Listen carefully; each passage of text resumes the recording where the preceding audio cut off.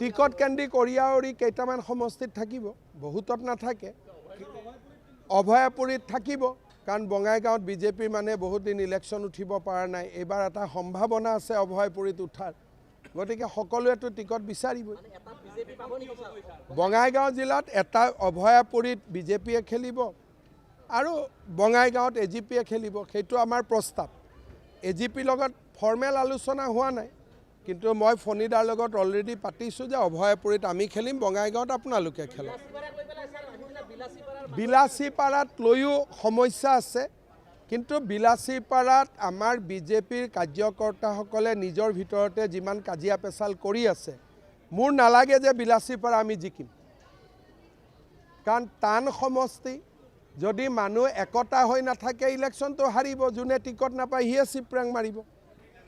আৰু তাতে আমি কিমান পাৰ্চেণ্টত মাৰ্জিনত আছোঁ, 1-2%।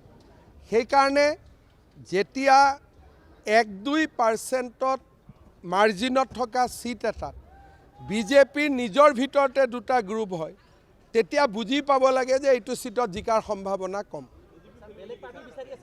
না মই ক'লোঁ নহয়, মই পূৰা খাটাং পলিটিক্স কৰোঁ। মই এইটো জানো যে বিলাসীপাৰাত বিজেপিৰ মানুহখিনিয়ে, সকলোৱে নহয়, কিছুমান নেতাই এতিয়া পলিটিকেল ছুইচাইডৰ কাৰণে কাম কৰি আছে, যে যোন হাৰে হাৰক ই টিকট পাব নালাগে, যোন জিকে জিকক ই টিকট পাব নালাগে। তাৰ মানে কি? যে তাৰ মানে আমি পলিটিকেলি ছুইচাইড কৰিম, আমাৰ সমষ্টিটো আৰু পিছুৱাই থাকক। গতিকে এইটো বিলাসীপাৰাৰ দুৰ্ভাগ্য বুলি ক'ব লাগিব। অভয়াপুৰীত কণ্ট্ৰল, অভয়াপুৰীত যিয়ে নহওক আমি জিকিম, কাৰণ অভয়াপুৰীত মাৰ্জিন 1-2% নহয়, অভয়াপুৰীত মাৰ্জিন 30-40%। গতিকে অভয়াপুৰীত টিকেট বিচৰাটো চবৰ অধিকাৰ আছে, কিন্তু আজিয়ে যদি মই কাৰোবাক এনাউন্স কৰি দিওঁ বাকীবিলাকে মানি ল'ব। অভয়াপুৰীত পৰিৱেশটো জাতি ধৰ্মলৈ হোৱা নাই। বিলাসীপাৰাত খিলঞ্জীয়া বিলাসীপাৰাত পৰিৱেশটো বেলেগ ফালে লৈ গৈ আছে। অভয়াপুৰীত 10জনে টিকট খুজিছে, ময়ো যেতিয়া প্ৰথম টিকট খুজিছিলোঁ মোৰ এগেইনষ্টতো 10জনে খুজিছিল, এইটোতো অধিকাৰ আছে মানুহৰ। সেইকাৰণে অভয়াপুৰী আৰু বিলাসীপাৰাৰ পৰিৱেশ একে নহয়। খেলাৰ কিয় অধিকাৰ নাথাকিব ভাই? তেওঁ সদায় ইলেকশ্যন খেলা মানুহ, তেওঁ কিয় নেখেলিব? যদি এজিপিয়ে তেনেকৈ প্ৰস্তাৱ কৰে হয়তো হ'বগৈ। তেওঁ সদায় ইলেকশ্যন খেলা মানুহ, ফণিদাওতো সদায় ইলেকশ্যন খেলা মানুহ।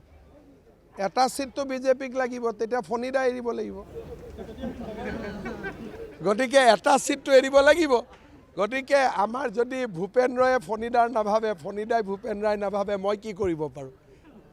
কিন্তু এটা চিটটোতো বিজেপিক লাগিবই না, হ'ব। কাৰণ নহ'লে বঙাইগাঁৱৰ কাৰ্যকৰ্তাসকলক ময়ো ধৰি ৰাখিব নোৱাৰিম। ছিজন গামটো দিছোঁ আৰু ছিজন গামটো আপোনালোকক দি দিছোঁ।